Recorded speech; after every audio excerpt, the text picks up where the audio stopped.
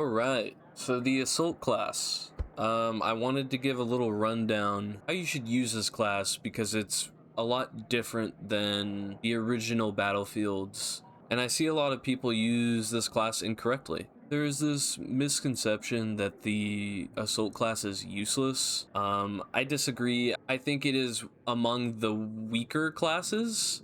That and recon really don't have that much going for them. But I think Assault has two things that make it a good class, those being the Adrenaline Injector and the Frontliner Training Path. Now, the Adrenaline Injector is by far the weakest class gadget out of every single class, but there will always be a need for movement speed in any FPS shooter, so just the movement speed alone makes it somewhat useful. Now, it is something a little different than most stims from other games. You cannot activate it in a gunfight because you cannot shoot, you cannot do anything for 2 whole seconds while you're activating this. It gives you all of its effects for 8 seconds afterwards. So being locked in an animation for 2 seconds can mean your death, which means you need to know exactly when to activate it. You can either activate it based on reactionary events, like a grenade going off next to you, getting flashed or stunned. The Adrenaline Injector will clear those effects and will allow you to live through a frag grenade. Now, this will not save you from a Claymore.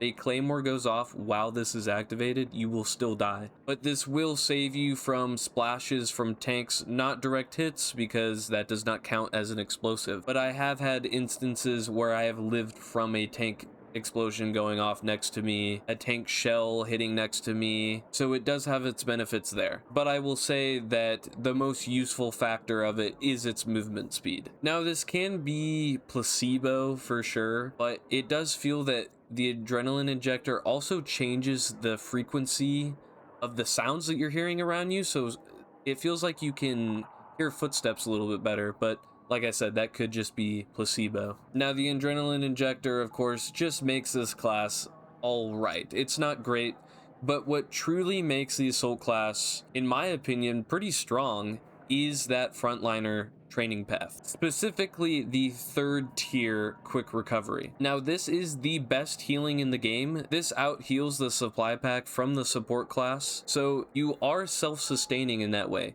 Now, unlike the supply pack, you will not be healing from any suppression. Suppression still works against this, but I find that you don't really deal with that very often. Now, the 1st tier Adrenaline Rush is alright if your squad mates are aggressive, but that's about it. Soft Landing is just a passive. You won't really notice it very often, but you can drop from like 4 stories and you will live. Now, something I find myself not utilizing to its fullest extent is Rally Squad. I find that it's just super situational, and it's one of those things where you'll pop it and maybe it'll help out, but usually you pop it and the entire enemy team disappears, you don't get a kill, and you can't extend its duration. You will notice that I am actually using the weapon sling. Now, I find it to be pretty fun. You are splitting the magazines between these 2 weapons, so you will be using them pretty equally, but I find it to be pretty fun to run around with 2 primary weapons and be able to pretty much instantly swap to another weapon that has 30 plus rounds. Now, of course, it is intended to use a shotgun, but I personally don't enjoy shotguns in this game, or really any game for that matter, so I don't use it. The shotguns are super strong in this game, it just doesn't really fit my playstyle. But the carbines are super strong. The only other weapon you could really use is a DMR. Now, most of the DMRs aren't that great in this game, but the SVK is pretty strong. You can one-shot headshot with it, and I feel that the sling kind of adds a little variety to this class, whereas if you just use 2 gadgets, it kind of feels boring to me personally. But you could run a nade launcher and a deploy beacon. The deploy beacon is super strong. I really wish they gave this back to the recon class though, because the recon class is now really hurting from it. I think what they should have done is they should have made the deploy beacon recon's class gadget, but here we are. The assault ladder is super strong. You can get into some really gross spots on maps with this ladder, and when that drone glitch finally gets patched, the assault ladder will be your way onto very tall roofs.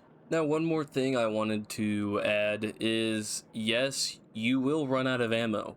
A lot.